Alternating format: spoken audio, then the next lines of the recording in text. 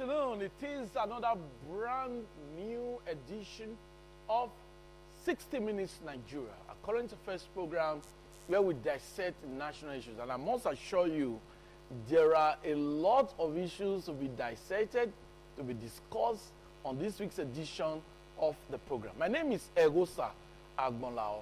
We are looking at internal security and politicking. Now, for the internal security, it might just have an overlapping effect on the conduct of the 2023 elections. My guests, very distinguished personalities, will dissect this issue. I have with us the Secretary, Christian Association of Nigeria, Edo State Chapter, Sir Best Iriabe. Nice to have you on the show today. Thank you for having me, Egosa. Okay. I also have with us a very seasoned political analyst and also president of United in Democracy, a pressure group in Edo State, Ambassador of Peace, Andrew Eigalua. Nice to have you with us. Good afternoon, viewers. Thank you for having me. Okay. We also have in our midst from the National Youth Council of Nigeria, Edo State Chapter, Shedrack Uyi Edo. Nice to have you with us. Thank you very much. Okay. So, my guests will surely dissect the topic. Internal security and politicking. Now, but we might just start with the politicking because a lot is happening. Now, Reverend Fathers, the clergy, religious leaders are all involved, talking. The social media is awash all about the ongoing politicking ahead of the 2023 election. Father Mbaka, you remember that name? Popular name on the political scene, though he's a priest. He has already made his own comment regarding Peter Obi, the man making wave on the social media. Now, the PDP presidential candidate has just appointed his vice presidential candidate. Both will run in the 2023 election. Now, we expect the APC, the ruling party, to also make public the running mates of Tinubu. So a lot is happening. Kwankwaso of the MPP is also making waves from the northern part of Nigeria. And of course, Peter Obi is always in the news. So a lot of talking points. But let's just get started with Sir Best Iriabe. Yes. Yes, internal security and politicking. But let's look at the politicking aspect. Yes. Now, are you comfortable with all the primaries held, the issue of vice presidential candidate, the issue of the presidential candidate as they, try to woo Nigerians ahead of 2023? What's your take? Yes, thank you very much. It's only natural that after every 4 years, Yes. there's an election to pick people who will sit at the saddle, who will be on the saddle to govern the nation, either at the federal level or perhaps also at the sub-national levels. It's only natural that we do that. But what is putting a sour taste on the lips of mouth of everybody is the way they now go about it. Now, electioneering campaign primaries have been completely monetized. How do you mean? Everybody has been shut out of the process. If you have money, you can come. If you don't have money, you have no business being in politics. Therefore, that already has completely de-enfranchised those who have the wherewithal, intellectually, who have the wherewithal, socially, morally, and otherwise, to govern this nation. Okay. So the money bags have come out to hijack the entire process. Now, if you saw what went on during the just concluded primaries, it was all money, to the extent that even the Nigerian currency has been completely has been obliterated, taken away from the monetary market. It's not the dollars. They use the dollar to chase away those who really meant well. And then in a situation where you give every candidate $25,000. What does that tell you? Somebody said in social media the other day that all the people who went for the primaries, either for APC or PDP, they will never be poor anymore. And that is true. But we do not have evidence. We have the evidence very clear. Social media comments and all that. The dramatic personnel in the entire process, those who didn't get the slot, all cried out. All of them cried out. Is it Pastor Tunde Bakare? Is it even Rochas Okorocha, Amechi, they've cried out that everything, it was money, money. What you need to, you just have your money another way. You are going to drop your ballot, you just show the person who voted there, then you take your pack. That is what has happened. So with the common man have been conquered by this oligarch. We've been dealt a serious blow. We don't know what to do. So if you don't have money, you have no business playing this kind of politics that they are playing now. So it is very unfortunate and sad. Okay, before I will let you go, Sabest Irabe, on that issue of monetary connotations and all of that. Yes. Now, Tunde Bakari, Pastor Tunde Bakari, because you mentioned his name, and I know you are the Christian Association of Nigeria, a man that picked the APC fund for 100 million naira. Is that not a rich man? Tunde Bakari, by all standard, cannot be classified as a poor man, because he presides over a mega church, and a mega church that that is worth thousands of dollars, millions of dollars. So that cannot be said to be a poor man. That's what I was telling you. He's not. You see, I'm not here to defend even the Christians. Tunde Bakari doesn't have structure. There are many Christians who are Christians by nomenclature. They are not Christians indeed. A Christian indeed cannot be part of this process. I disagree with you. A Christian indeed cannot be part of this process because it doesn't have such money to throw about. Now, if a Christian, what is sought, can pick up a form for 100 million, and you go to his congregation, you are going to see all kinds of poor people around, then one begin to wonder what kind of Christian such a person is. You see, what I'm saying is, he's a very fine gentleman, wonderful man, but he's chasing a white goose. Only recently he said he's going to be the 16th president of Nigeria. Only recently that Tunde Bakari, is part of what has happened. He's going to be the 16th president of Nigeria. So may God bless him. I don't know what's giving him all that. So a real Christian cannot be saying that. Seeing what has happened, that he is going to be the. We have just heard people picking their vice chairman. He is saying he will be the 16th president. We don't know how that's going to happen. So what I'm saying, without don't try to undermine or berate him, he's a good man. But the point is that anybody who went to purchase this piece of paper called forms for 100 million is not so. Such persons are not coming. I don't fit to rule this nation. Such person, it's a personal opinion. Yes, it's not fit to rule this nation. The fact that you even put that ceiling has already changed the way those who would have been able to say, look, I want to come out to contest. For instance, they were talking, how many young men will buy a form for 100 million among the youth? There's a youth here. You probably will answer that. How many youths have earned 100 million to go and buy a piece of paper because they want to rule Nigeria? It doesn't mean well for the country. So if they have thrown the window open for everybody to come and say, pick your phone, let us see who you are. Let us look at who you are. Let us look at your pedigree, where you are coming from. But that is not the issue. What we have done is that they have created a way again for the ancient of days. Ancient of days, people who belong to that class, to come and pick form. They have pillaged our common patrimony, they have all the money, and they can afford to come and pick a form for 100 million. So what I might take initially, preliminary before this program ends, is that Nigeria should wake up. The youth, the followership should wake up and open the window of Nigeria so that fresh air can come in. Only Sabest will be able to explain the meaning of open the window and allow the fresh air to come in. But let's get the thought of a politician in our midst, an ambassador of peace, Andrew Igalua. What's your opening take on all of this? Well, after looking at observing the primaries of the two major parties in Nigeria, I wept for Nigeria. Oh, that's bad. I wept in the sense that before we have good leadership in this country, it's going to be a mirage. Because if you look at the process with which the presidential candidates of these two major parties came on board, it's ridiculous. Money bags. And I was just trying to retrospect and look at the whole scenario.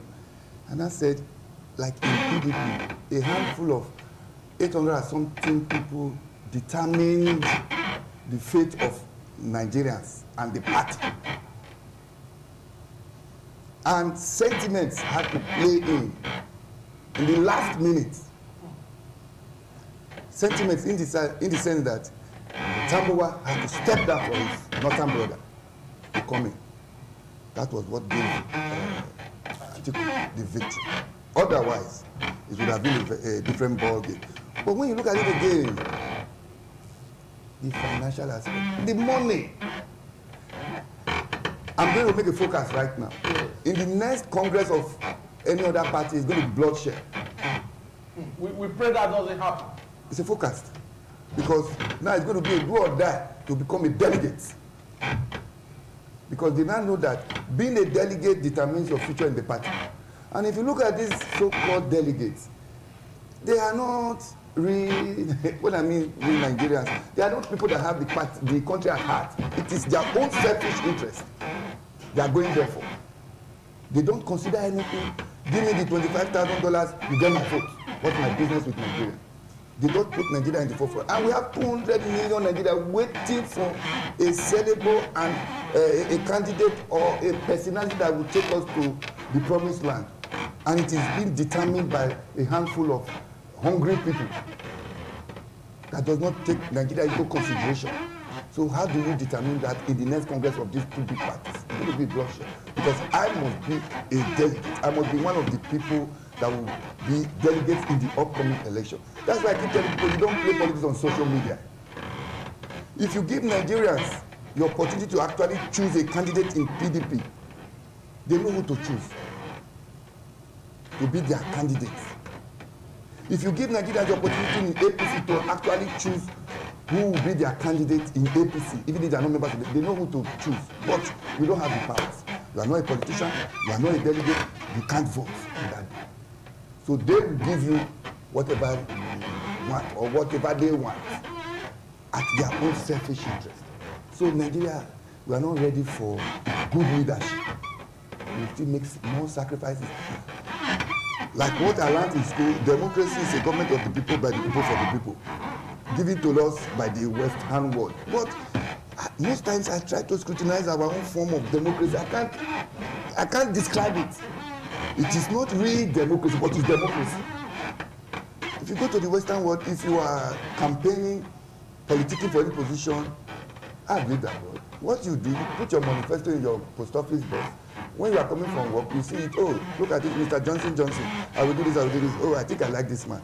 Oh, or then other person will put, you pick it up, oh, I think I like. Then they go on debate on television. You watch their debate, what they think they will do and what they cannot do, then you say, okay, on that day I will vote for this person.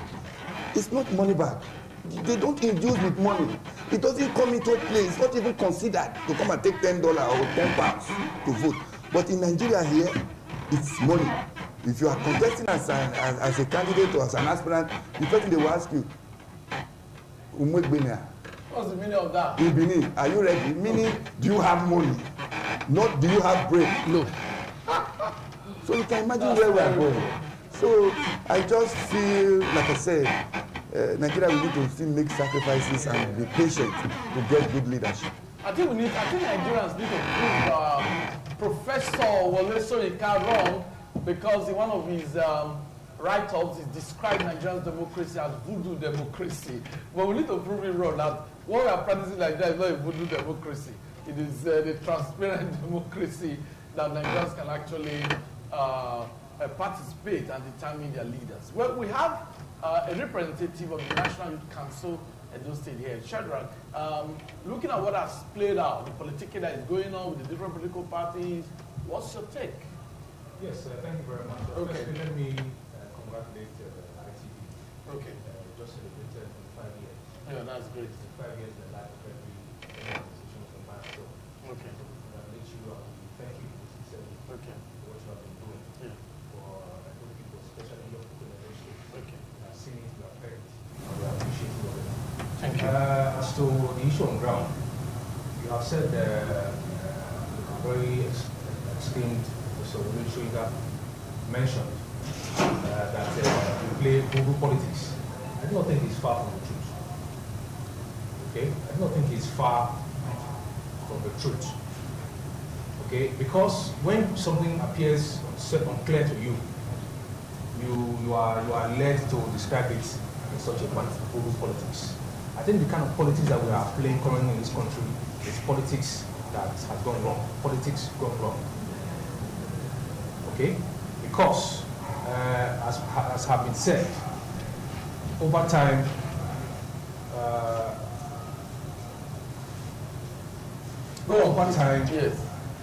Over time, we have been told, as my leader here has mentioned, that a democracy is a government of the people, by the people, and for the people.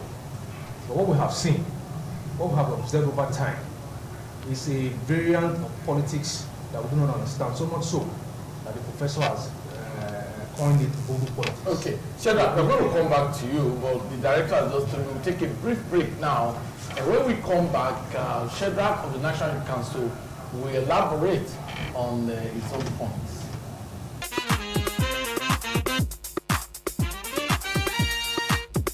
Okay, it's always a delight to know that you're spending your 60 minutes with us on the Thursday, or part of your 60 minutes with us. If you are just joining us, it is 60 Minutes Nigeria, our current affairs program, where we dissect national issues. On this week's edition, we're looking at internal security and politicking. So the first part of our discussion is centered on the politicking aspect, because a lot is going on. The presidential candidate, the vice presidential candidate, the primaries just had a lot. Uyi, Shedrack Uyi-Edo is of the National Youth Council of Nigeria, Edo State Chapter, and he just made his comments, but he wants to elaborate. Now, Uyi, yes, what's your take on what we are really looking at in terms of the politicking going on? What we are seeing is politics gone wrong, okay, as we have it now. Yes. As I was saying before we went on break, what we are seeing now is the variant of politics that has been described as voodoo politics. It is so because a situation where a handful persons decide the fate of over 250 million people is something that can be described to as voodoo. Okay? So much so that idea-based politics, issue-based politics, and all that have been sacrificed on the altar of greed, of money. That is where we are now. That's why we have found ourselves in the situation that we are now. It is politics go wrong, okay? But we cannot despair. As I tell young people, as we have continued to preach to young people, we cannot despair, okay? Nigeria belongs to all of us. We must continue to engage. There's nowhere in the world where you have a perfect system, mind you. Regardless of the whole issues that we have in this country, the myriad of problems from religion to ethnicity and what have you. Yeah.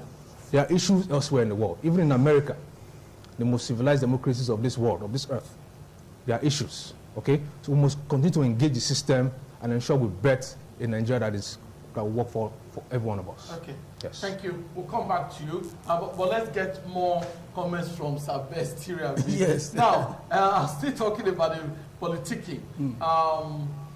The issue of Christian, Muslim ticket. The president, either a Muslim, the vice president, a Christian, or the president, yes, vice versa. Vice versa, yeah. But now, there's something that's trendy now. The issue of Muslim ticket. Yes. And the Christian Association of Nigeria has issued a statement on that. But they are not part of the political party. Don't you think the political parties have right to strategize and look at the formation that will work for them? If it's Muslim, does it really matter? Or Muslim, Christian, does it matter? Is it not the development of Nigeria that should be uppermost? Yes. In a sane country, one will be looking out for a candidate, a human being, well bred, a human being who is ready to roll his sleeve, his or her sleeve, a human being who is ready to work for the common good. Human beings in the like of Lee Kuan Yew, Ben Gurion of Israel, and stuff like that. That would have just sufficed. But we are in an abnormal situation. I dare say so. Yes, although we will not despair, but we are in an abnormal situation. Because just now, religion has become a big issue. Take it or leave it in Nigeria. A very big issue.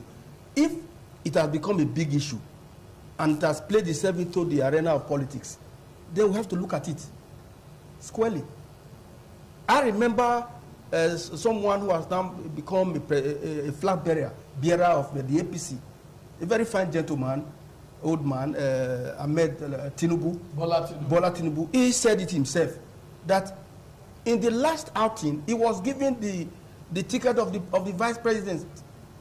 Vice presidency was given to him. And he reasoned and said, look, it's not very good to do this. You are a Muslim and I'm a Muslim. That's Buhari? That's Buhari. You are a Muslim. It's not good that I take this slot. Because what will Nigerians say? Religion has become a big issue. So I rather look for somebody, a Christian for you, and he look for a pastor, who today is the vice presidential candidate. Now, if that your reasoning was applauded by the people at that time, what has changed? So what is fair just now is for the balance. A balance is what we are looking at. If the other person is a Christian, the other person has to be a Muslim, and vice versa. But like I said, we are looking for that Nigeria where we will say we are looking for a good man or a good woman. Okay. Just now, Nigeria is a conglomeration of ethnic nationalities, and added to that, a conglomeration of religiosity. People who are adherents of two major religions. That's where we are just now. It's not a nation. We are looking for a nation. Nigeria is not yet a nation. That's why, for instance, even the two political parties, you may say they are two. They are not two, they are one. We only have one. It's an association of persons. You are in one association A and the other B. When it's not good here, you go over to the other one. It's not so anywhere in the world that you just cross carpeting every day. It's not so. You saw the other day when a governor, you see, they are playing with us. That's why I use the word, they have conquered us. And my brother rightly mentioned only 800 persons to go. We saw a macabre dance of food is ready politicians in Abuja the other time. Food is ready. This is their time. They don't care about you and me. But we are looking forward for a Nigerian state where a good man, irrespective of where you come from, will become our president. But it's not so just now. So it is important that we look at it. Now, you can see the other day, a governor told his boy, his crony, to hold the fort for him. Go ahead and take a form for governorship. I'm going over there. If I don't win, you can win here. When I come back, you hand it over to me. We saw it. And when he didn't win over there, the boy now say, oh, guy, you have come. All right. I'm no longer interested in it, even though I won it. So the governor, they now arranged under kangaroo this thing, and the governor took his ticket back. He's going to run for the second term. You can see the way they play with us. So we engage them. We're not going to stop talking because silence is no longer golden in Nigeria. Once upon a time, they say silence is golden. Silence is no longer a way of talking. Though we have to continue to talk. That's why we must congratulate ITV, a wonderful broadcast media in Nigeria. Thank you. Who create a platform for people to ventilate their opinion. There are not too many of your like. So we congratulate you even on your 25th anniversary. So having said that, we are looking for a Nigeria where youths, an all-inclusive Nigeria, where people would be allowed, irrespective of your money, irrespective of where you came from, to venture into politics. In the two political parties or all the other political parties, I can tell you, there are human beings, often baked, that can come out to say, look, they can do very well, but they are not given the chance because they don't have money or because they didn't come from this or that ethnic nationality or religion. That's the problem we find ourselves. So we have a long way to go. Now, if you look at the other group now, the young man that had just come, you saw what happened in Ukraine. And that's what I'm advocating for this country. Yes, Khan has spoken, and Khan was right to speak that way because religion has now become a big issue. You must use it. Look at what happened in Ukraine. A comedian who probably didn't even belong to any of the known political parties in Ukraine. The followership came all out and said, look, this is the young man we want. They rejected the dominant political parties and voted for that young man. That is the scenario we want in Nigeria today. Nigeria should learn to reject, irrespective of money. Because when you collect money today, $25,000, that is not going to be all. Were we not told that somebody slumped and died during their primary? 160 years old man. He slumped and died. So money will not take you too far. You may have it because it's not a panacea to life. You see, many of them are mindful of what happened to the rich fool in the scriptures. Who said, I've made all the money, I can enlarge my barn, or I can wine and dine now. What you can, all is well with me now. And God said, my friend, you are a fool. You're not thinking of this night I'm withdrawing your soul, and that happened. All these people are not mindful of that. Thank you very much, sir. So if they were to be mindful that death is imminent, they will not be doing what they are doing now. But Nigeria is not yet a nation. We are looking for a nation. Thank you. Where a good man or a good woman will be sought for to rule this country. Thank you very much. Andrew Egaloa, taking the discussion further. This issue of Muslim ticket, Muslim Christian ticket, do you think that is the panacea to solving the myriads of problems bedeviling in Nigeria? Of course. Okay. Yeah, I believe it's a strong panacea, and it has to be looked into for anybody that is coming to rule Nigeria. In Nigeria, we have two religious organizations, basic one, which is the Muslim and the Christians. Though we have other ones, but the major ones is the Christian and the Muslim. And these two religions has to be part of the governance in Nigeria. Otherwise, things will not move forward. Because if you look at it critically, most times when issues are being discussed on how to move Nigeria forward, if it has to be in a situation whereby everybody in that meeting, they are all Muslims, you can't have a headway. Nobody to object, nobody to say no or yes and all that. It won't work. And if everybody there, they are all Christians, nobody to object, to say no, it won't work this way, and it won't work. So it has to be considered, and it must be considered. So let me interject. You are an experienced politician, but don't you think the man that is greatly affected now is Bola Tinubu of the APC, and he's from the south. Now, looking at political permutations, if he wants to win votes from the north, don't you think he needs to look for a coin opener?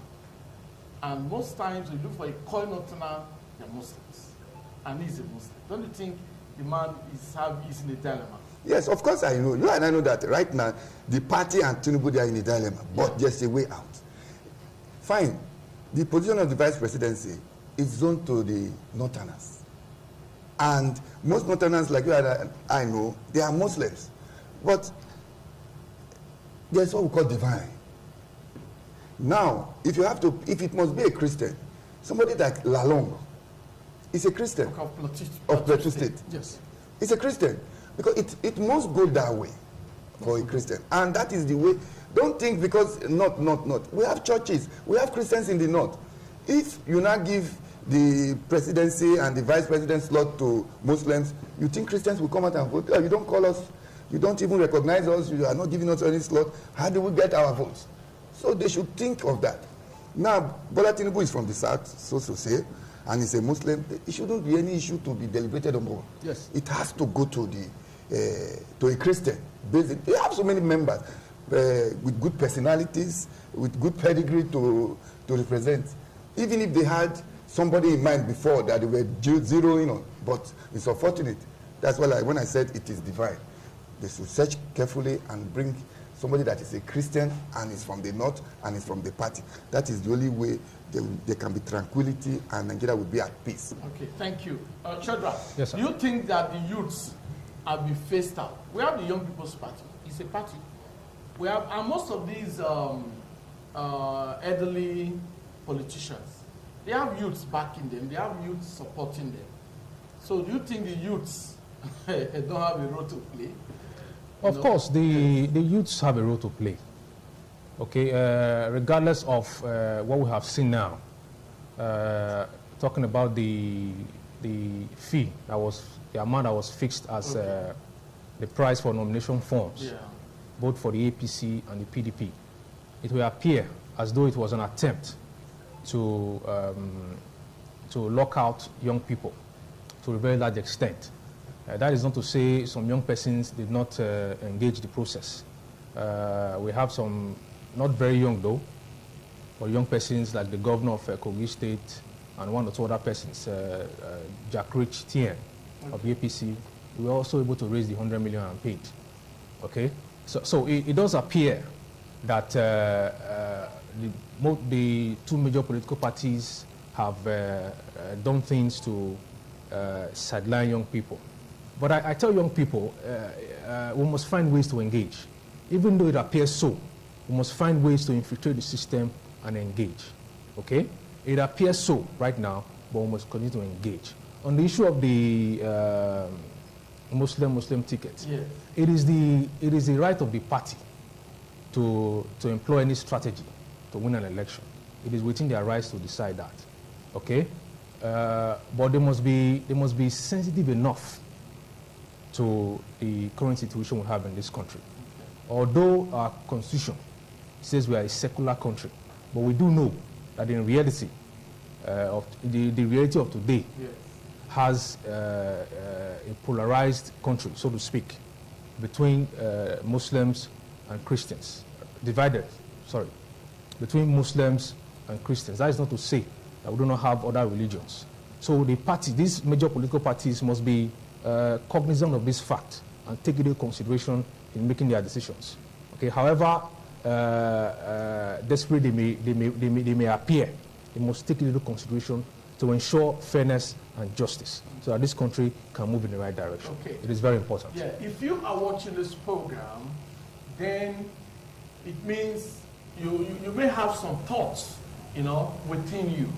Now, it is believed, there's a school of thought, that for the 2023 general election not to be a mirage, then the internal security of Nigeria must be strengthened. Recently, there was an attack on a church in Owo, Ondo State, and we must commend the Senate and the leadership of the Senate. The Senate President led other senators to observe a minute silence in honor of the victims of the Owo attack. Now, my guests, we'll start with Sabeh Sirabe again. Yes. Internal security. If there's no security, do you think the 2023 election will hold? How do we strengthen the security of this country? Well, that has been a recurring decimal, and they say that there's palpable fear in the land. We'll be talking about this internal security and all that. And it has assumed a different dimension. Once upon a time, we are taught that it's only the nouveau rich or the very rich are the people that they kidnap, or some politicians. But now, everybody now, we are all vulnerable. Anybody can be kidnapped now. You can be inside your home and they come and pick you. Only recently, a 17-year-old girl was shot 2 days ago, an ancestry student, and all that. So the situation is further exacerbated by the lackluster performance of security operatives. Are they doing something? Of course they are doing something, but what they are doing has not achieved that biting effect to the extent that you say, oh, the thing is abating. No. Rather than abate, it continues to exacerbate. That's the problem of one. The highest thing that the government knows how to do just now, when there is an insurgence, when there's trouble in that direction like Owo, so you just mentioned it, is to stand up in the National Assembly and observe a minute silence, or to look for a very strong lexicon from the dictionary to condemn it. This thing is highly condemned. They use all the highest terms you can find in the English language to condemn it. That's the only thing we know how to do, and observe a minute silence. The security architecture is completely down just now. So what we are saying here is that, look, rather than talking it, let us walk it. Let us walk the talk. Let us equip our security architecture. For instance, we have advocated on this program before. Yeah. And whether we like it or not, the truth will remain the truth. We need state police. We are dancing around the corner, vigilante and all that, only day gone and all kind of stuff. You will need state police. Once upon a time, in this country, we're having local government police, even native authority police. Every state should have their own. All over the world, that's what you find. Scotland Yard police, the other one, and metropolitan police and stuff like that. What stops us from having it? Now, you can imagine how many police do we have in Nigeria per Nigeria? We are 200 and something million. How many police do we have? We have just the federal police. We don't have anything. So we cannot arrest the insurgency, the dimension it has assumed. What we need to do is to step up the game by allowing states to have their police, by allowing local government to have their outfit, by allowing this CBS, this ITV can have their own security operative, license to even carry a gun, to police their own environment.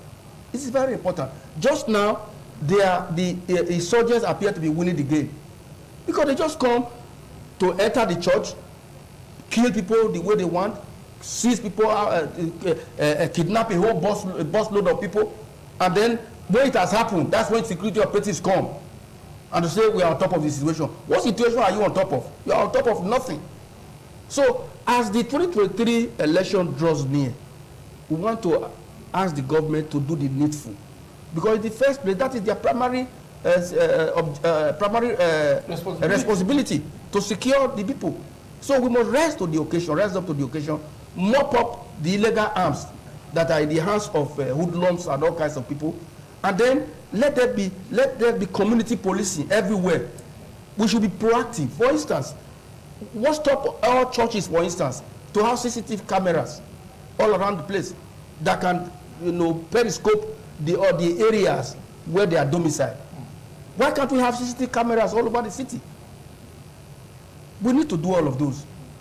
If we are able to do that, well, we begin to reduce it to its barest minimum. But having said that, security is not just about arming our people to fight it, but what about the underlying reason for insurgency?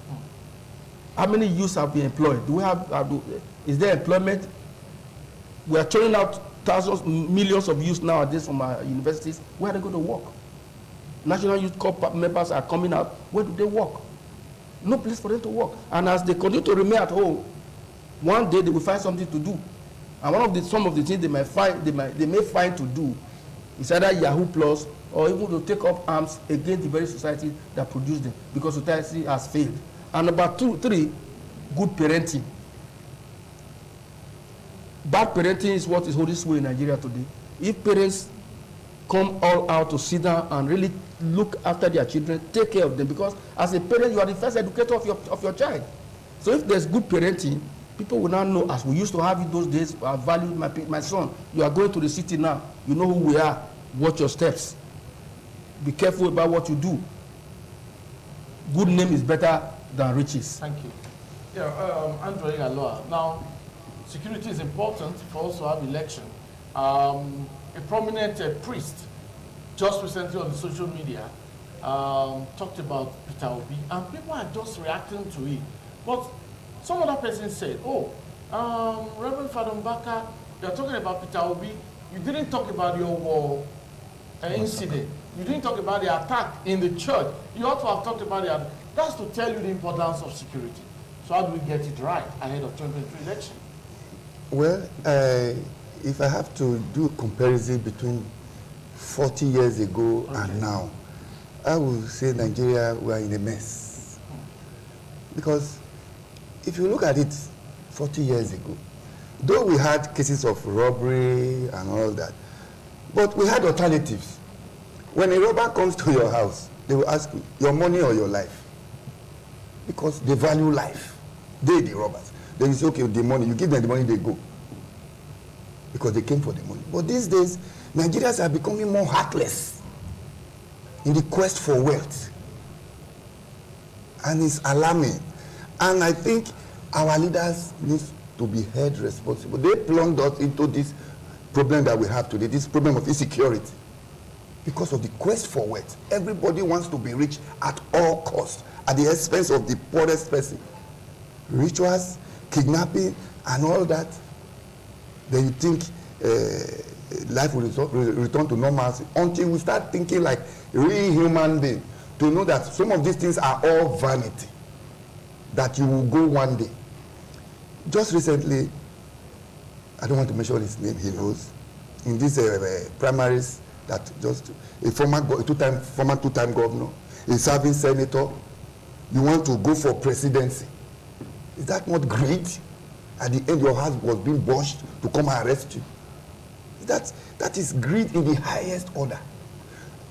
In those days, when you rise to the position of a retired director or permanent secretary, you are proud. But Nigerians these days, no. So now, Tell me, how do you curb such quest for wealth? You are rich, I am not rich. And the rich are the people that they applaud in the society. So I will do anything possible to become rich. And even in the churches, they respect rich people. By the time you complain, they tell you, we are not God. Let God answer. And you and I know this person has a questionable character. We know you are not God, but you see, you are seeing some traits. You've heard some people, they've come to complain about this man, owing them or double dealing them. The reverend father or the pastor will say, let him be, let God judge. You encourage corruption. You encourage immoral acts. So my brother, it has to do with all of us, individual, attitudinal change to life. I remember Jackson Edokpa, during Ambusali's time. He was the secretary to the state government. His house was not fenced. Jackson Edokpa, we attend the same church. We believe Baptist church. But today, secretary to the state government, they own houses abroad. They hold choice cars with escorts and all that. Then you think I will be looking at you? No, I will want to be like you. We should reduce our mindset towards life. Most times when I travel, I see long buildings abroad. I thought it was beauty, no? It's apartments. As an individual, you are entitled to buy a two-bedroom apartment and you pay for 25 years. You live with a neighbor. A governor can be your next neighbor. That's right. Those are the long buildings you see. But in Nigeria, you have a villa. If you don't own a villa, you've not started. And to the expense of the society. So we must change our mindset. And the funny part of it is like, you see some people with having a minimal family, a nuclear family of 3. You have just 3 children, a boy and a girl, 2 girls. You are buying house in Dubai, buying in London, buying in Lekki. What are you going to leave them for? Nonsense. I have one house. I've told my son, if you cannot hear this one, go to hell. I will say it loud and clear here. If anybody comes to dash me a land, wonderful, I won't take till I die. I don't need it. Give me the money. Let me use it to eat. Don't give me land. If mistakenly you go and build a house, I will ask you, why did I ask you? I have one that I'm living on. Whether quote me today, because they said Wike said over his dead body will not take second fiddle. That was why he was denied vice president. Quote me today, Andrew Ehialua Tigana. If you give me a land, I won't take. If you build a house for me, I don't want. I already have where I put my head, where I have my own nuclear family, and that is what I'm going to live till like that. So we should have that mindset of not being greedy and be satisfied. That is the only way we can reduce this insurgency and kidnapping and stealing. Thank you very much, Chedra. Thank you. Chedra, your closing remarks on this insecurity thing. The youth play a lot, play pivotal role because they have the energy, they have the zest, So how do you think this kind of security can be strengthened? Security is local. Okay. Policing is local. Okay. Before I speak further on that, we'll look at the perspective as to how we got to where we are. We did not get here today. It is as a result of having lost values over time. Okay, we started to how do I put it now? Value mundane things, wealth, much more than the values that we were taught growing up. That's how we got to where we are today. That's how insecurity has become so pervasive. Okay, as to way forward, as I've said, security is policing is local. I think the point has been made by my Oga here. The solution is state policing. The system of having orders running from top to bottom is no longer in vogue. It's no longer practicable. Okay, policing should be local, as we have elsewhere. In other countries, we have county police, state police, and all that. That's what we should have in this country. I think why we are where we are in this country is because our security apparatuses have been overwhelmed. They are not able to. There's so many ungoverned spaces we have in this country. We are not able to handle it. We must begin to tell ourselves the truth. Politicians, for reasons best known to them, are not allowing the idea of state policing to sail through. for reasons best known to them. We have heard so many reasons adduced for that. But they must come to the reality that what will save this country in terms of security is to make policing local, not the top to bottom approach, but the bottom to top approach. Local policing, state policing, community policing, and what have you. That is the solution going forward. Thank you very much. Closing remarks, Sir Bessie, have a quick one. Yes, we cannot give up Nigeria. Nigeria is the Lord's and the fullness thereof. Therefore, we must play our role to ensure that Nigeria as a state continue to remain one indivisible entity. You see, and we need to pray for Nigeria. While we are praying, we must work. But I like to say that if we must get a Nigeria of our dream, the followership should wake up. This is not the time to say, to shrug your shoulder and say, it's their time. No, it cannot be their time. They are wasting your time already. Let us all go out to collect our PVC. Bring in people who have the pedigree, who have the knowledge to rule, to govern this Nigeria.